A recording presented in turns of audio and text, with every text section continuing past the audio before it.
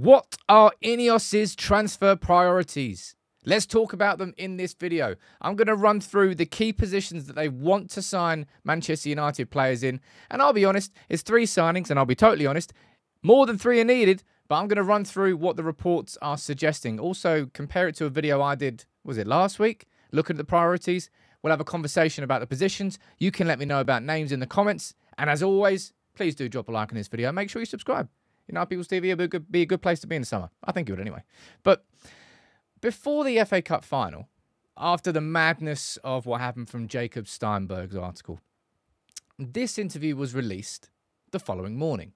A really in-depth interview between Erik ten Hag and Voetbal International, where he spoke in depth about a lot of things. And in there, he spoke about signings. And he spoke about priority signings. And Erik ten Hag himself said this. He goes, we need to sign an extra striker in the summer. And if we can sign another central midfielder and a replacement for Varane, things will look good again. So Erik ten Hag was naming 3 signings there. He was naming a right-sided centre-back, a central midfielder, and another striker.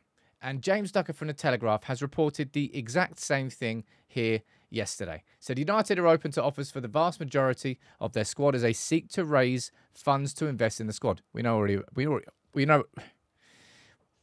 know about that. We've reported on that previously.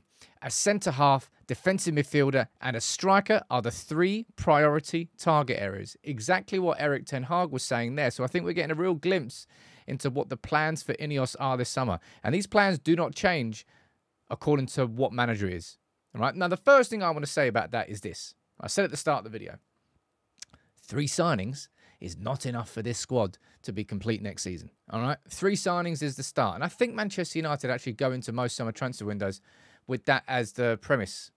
We're going to make 3 major signings and see what else can be supplemented maybe by sales. And Man United are going to have to supplement a lot because I think we need 5, maybe 6. In a dream world, you get 6, probably unlikely. 4 to 5 signings. Now, interestingly enough, I did this video last week, I think it was, and I said the most important thing for United this summer are early sales. The second most important thing is a right-sided centre-back. Then I said central midfielder, and I actually put left-back just ahead of the striker. I'm going to have a little conversation about that because I was confused when I was actually writing it in the first place. But going to number 1 on the priority list is this, right? The FA Cup final, it's not like we needed to have evidence of it, but it was the greatest example and evidence of it. Having 2 fit centre-backs that play alongside each other, that are top level, makes a massive difference to your team. Erik ten Hag has been saying it all season, and we saw it with Lisandro Martinez and with Rafa Varane. Now, all season long, they've missed majority of the... Martinez missed more than Varane, but combined, they probably missed over a season's worth of games. We need to sort our injury problems out. But we also need to sign a right-sided centre-back. And we're seeing multiple reports linking Jarrad Branthwaite to us, right? This is from Sky Sports News, only earlier today. Sports News, some news just into us. Now, Manchester United are interested in signing Jarrad Branthwaite from Everton. United are big admirers of the centre-back. So, don't need to hear that. You can just see it. Jarrad Branthwaite, first things first, right?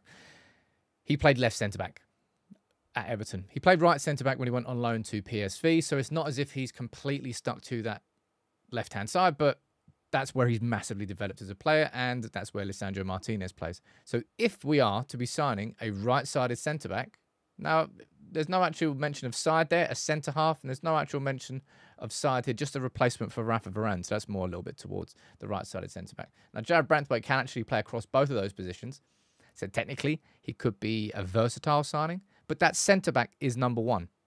And number 2 on that list is that central midfielder. There's a possibility that Amrabat and Casemiro both leave this summer. I think it should be a definite that Casemiro leaves. And I don't know what I put it down to as a percentage-wise in terms of what United... Let's call it 50-50 if you want to call it. About whether United will exercise the option to keep Amrabat at the club. But we need that number 6. Now, there are so many different types of players linked. All right? João Neves, I think, is somebody that we may as well just forget because the price is just way too much. Amadou Onana, I think the thing that I keep relaying back to is the midfielder I want to sign is somebody who perfectly complements, and I've said this so many times, you know I have, complements Mainu and Bruno. And we need someone, in my opinion, who's like an out-of-possession monster. I think that was probably one of the most impressive things that happened against City, was how good we were out of possession, simply because of how bad we have been so often this season. And I think that's where Amadou Onana really ticks that box. Athletic, can cover so much ground. João Neves, he can do that as well. Completely different physique. Doesn't mean that he's weak on the ball. He's very good in the duel. There are lots of different options, and it's all really around how much we've got to spend. Interesting one. I actually don't know which central midfielder we're going to be going for.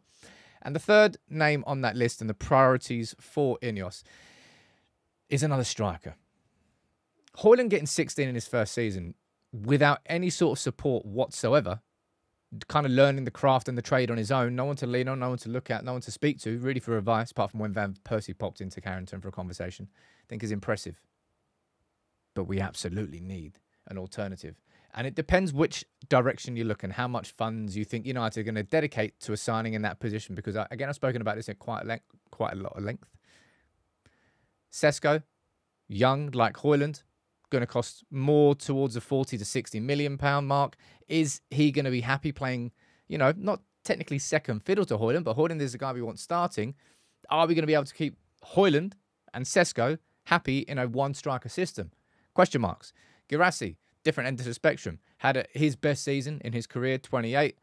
17.5 million euro release clause. A lot less experience. No, a lot less money. A lot more experience. Could he be the perfect blend and partner? That's what I mean. You can speak about all the midfielders in the world, but what I think we need is the perfect balanced midfield to go along with Mainu and Bruno. And I don't even think that would be De Jong anymore. I think we need someone who's far stronger out of possession. And nor do I think that we just go and sign. That's why I'm kind of thinking that Sesko would be strange. Xerxes might be a good one, but slightly older, slightly more experienced, but still on the younger end of the spectrum. All these signings, and this is the most important thing to understand, right? So it seems like INEOS are prioritising those three positions. A centre-back, which is more than likely a right-sided centre-back, but maybe someone like Branthwaite who can play the left and the right. A central midfielder and a striker. These plans should not, and I don't think they will change, even if Erik ten Hag goes. And that's a really important aspect here. We're not talking about signings that Ten Hag wants to make for his system. We are speaking about signings that we can see are key deficiencies inside this squad that we need to improve and fix. And that for any game style and any system and model that comes in, those positions need to be strengthened. But in particular, Jason Wilcox and INEOS have been working on the actual game model of Manchester United behind the scenes, and they know more about it. So they'll know the exact signings to make. But they're the three key positions. What three players would you choose for them? I think I've already done that before, and I'm actually going to do a video probably next week running through what my dream summer window would look like. But it would definitely include those three signings and a few more.